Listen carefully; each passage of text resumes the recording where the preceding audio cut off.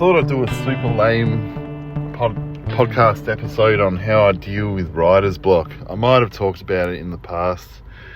I've been doing a lot of TikTok lives recently, and that's kind of the same question that keeps coming up. So I thought I'd just talk it out and see, and say some of the stuff that I've come up with in the past. Most of it is I always have writer's block, and the only way I deal with it is by writing every morning for at least an hour. About 80% of the time in that hour, is if I come up with just one single good idea, even if it's tiny, for me that's a win.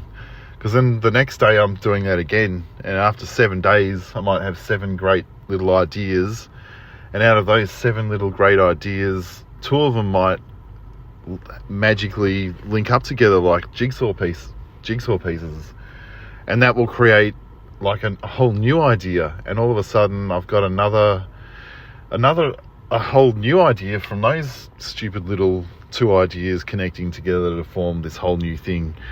And so I do that constantly. I'm constantly just turning up to write 1 hour a day. But that's not the only way I come up with the ideas. My best ideas come up with when I'm walking through the day, when I'm just doing my thing.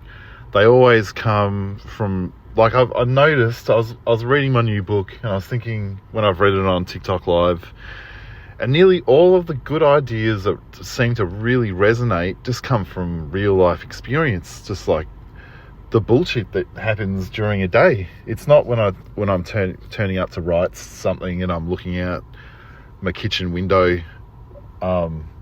It's the real stuff that happens during a day, and while I'm doing it, like, I'm constantly trying to catch myself going, oh, that's weird, oh, shit, write that down, text myself that stupid idea, maybe something useful will be made of it later. And 90% of those ideas that I write down aren't useful, but the one that is will always be like, fuck, that's good, there's something there. There's something interesting there, and it won't necessarily reveal itself straight away. Sometimes I'll write it down, and then later it'll just bake in the back of my head, and it will tell me what it wants to be or what it is at a later stage. Also, something just to jog me out of writer's block. Sometimes if I'm just sitting down to write in the afternoon, because writing in the mornings is when your brain is in a weird good place. Writing in the afternoon's more of a slog, but writing in the morning I feel is the most interesting place to write for me.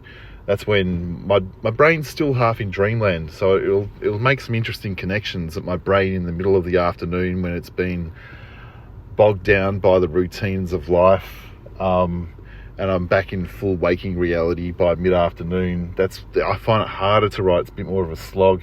But if I do write in the middle of the afternoon, if I sit down for an hour, sometimes I might look through just some quotes from my favourite philosophers or poets or writers, and not to steal any of their stuff, but just to feel inspired. Just go, oh yeah, that's a fucking great idea, and it's. Yeah, sometimes it'll just move something slightly in my head, and it will give way to some sort of something. Doesn't always work. That's always a good one. And driving, movement.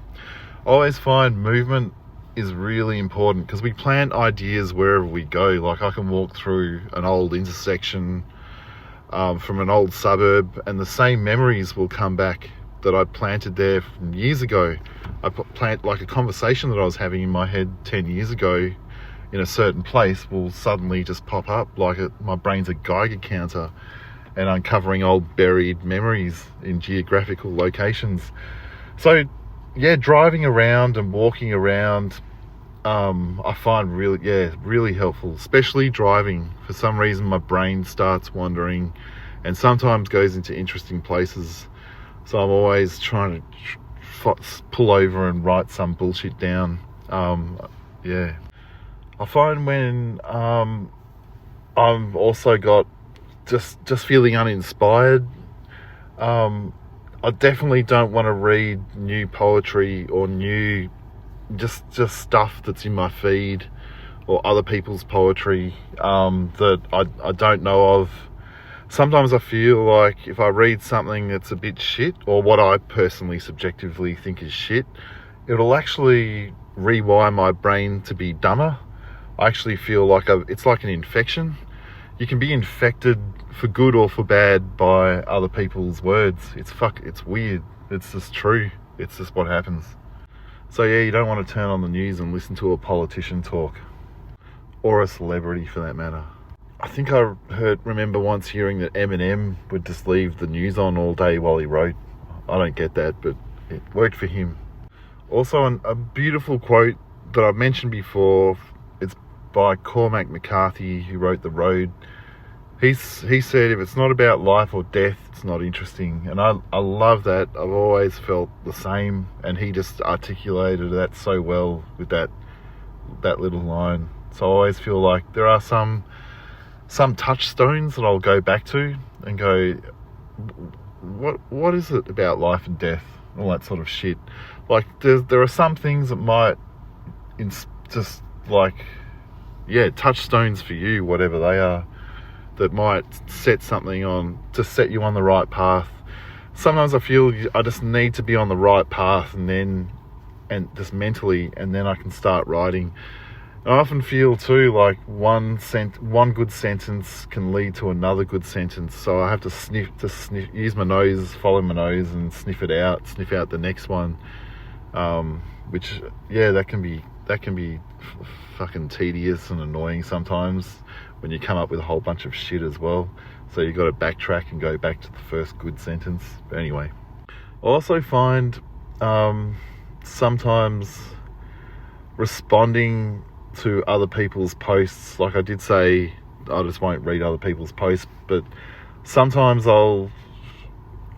if I see something that's interesting or annoys me or something, I'll start responding to it in the comments, and then all of a sudden I'll go, holy shit, that's actually a good idea, and then I'll just delete the comment and I'll save it for myself and then write more about it in another way.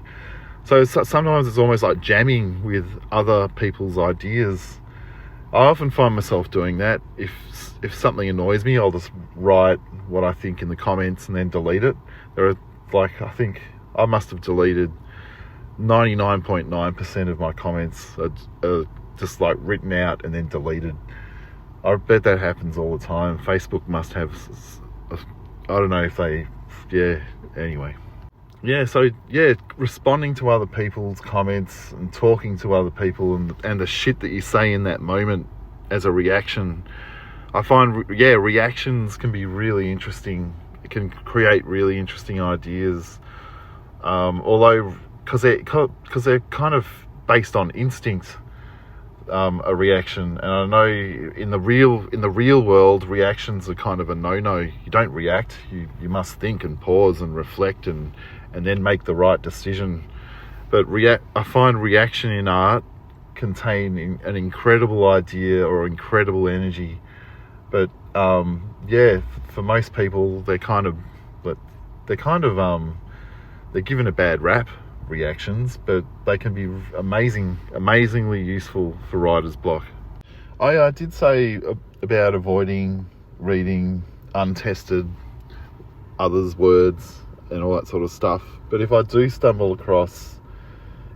end up reading something that's a bit shit or makes me feel dumber, sometimes I'll ask myself, how would I improve that? How would I make that better? And of course I don't offer them suggestions, but I think what have they done that I would do differently?